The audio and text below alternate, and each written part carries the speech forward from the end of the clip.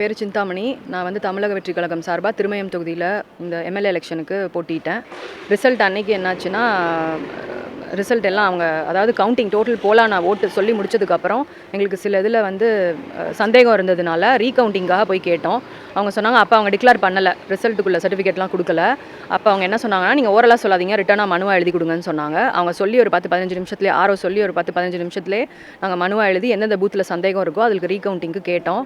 ஆனால் அதுக்குள்ளே எங்களை வெயிட் பண்ண வச்சுட்டு அவங்க வந்து அவருக்கு பாட்டு சர்டிஃபிகேட் கொடுத்து அனுப்பிச்சிட்டாங்க. அதுக்கப்புறம் எங்களுக்கு என்ன சொல்லி மனு கொடுத்துருக்காங்கன்னா, நீங்கள் கவுண்டிங் அப்போயே ஸ்டாப் பண்ணலை, அதனால் எங்களால் இந்த மனுவை பரிசீலிக்க முடியாது அப்படின்னு சொல்லி லெட்டர் கொடுத்துட்டாங்க.